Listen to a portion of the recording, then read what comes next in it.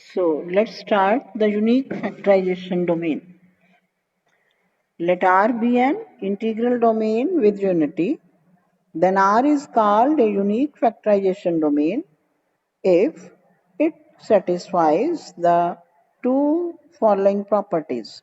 The first one is every element of R that is neither zero nor unit can be expressed as a product of finite number of irreducible elements of R. And second condition for the unique factorization domain is if A equal to P1, P2, P3 so on up to PR and A equal to Q1, Q2, Q3 so on up to Qs are two factorization of the same element A, then R is equal to S and each Pi is an associate of some Qj. That is, factorization is unique up to the order and associates of irreducible elements. Right? हम इसके examples ले सकते हैं. First example है the ring z plus dot of integers is a unique factorization domain. For this, in z we know that 24 can be written as 2 into 2 into 3 into 4, 2. This also can be written as minus 2 into minus 3 into 2 into 2. Now, 2 and minus 2 and 3 and minus 3 are associates. So we can see that the irreducible factors in these two factorization of 24 are same except for order and associates, right? So we can say that z plus dot of integers is unique factorization domain. In short form, we say UFD. Now, the second example for this we can take that every field F with plus dot compositions is always a UFD, that is unique factorization domain. Now, for the solution, let F being a field is a commutative ring. So let AB belongs to F implies AB equal to 0. We take AB belongs to F such that AB equal to 0. Now, if A is non-zero, then A inverse exists because we are in field and A inverse belongs to F.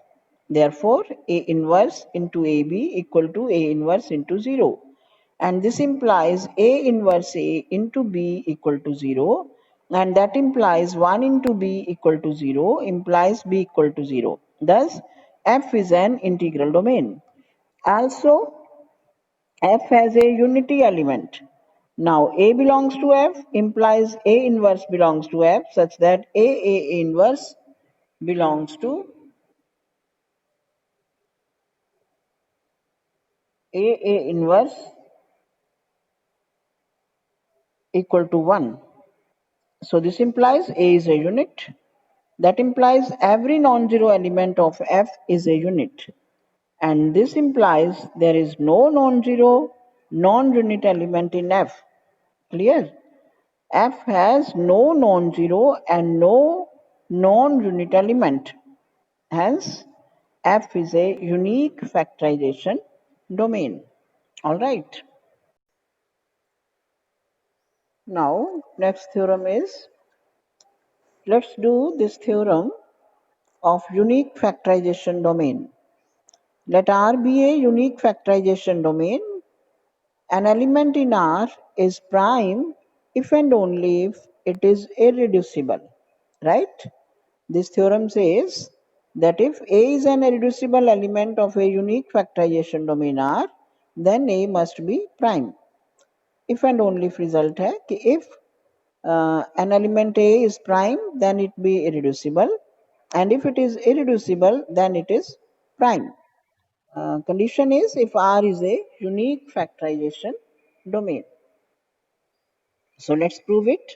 Let R be a unique factorization domain and A belongs to R be a prime element. तो पहले हम ले लेते हैं A be a prime element. We will prove that it is an irreducible element also. Since R is an integral domain with unity, then A being a prime element will be irreducible. As we know that in an integral domain, every prime element is an irreducible element. So conversely, let let A be an irreducible element of a UFD R. This implies A is non-zero, non-unit element of R, and let A divides BC for some BC belongs to R. Therefore, BC is equal to AM for some M belongs to R. Now, since A is non-zero and A is not a unit, therefore, at least one of B and C is a non-unit. Now, if B is a unit, then B inverse exists and C is equal to AMB inverse. That is equal to A into MB inverse, and that implies A divides C. Similarly, if C is a unit, then A will divide B, that A divides B. Now, if B and C are both units, then B and C can be expressed as the product of irreducibles as B equal to P1 into P2 so on up to Pm, and C is equal to Q1 into Q2 so on up to Qn. Also, if M is unit, then BC is equal to AM. This implies A equal to B into Cm inverse. Right? Since A is irreducible, therefore either B or C M inverse is a unit. But is not a unit. So Cm inverse is a unit and this implies C is a unit.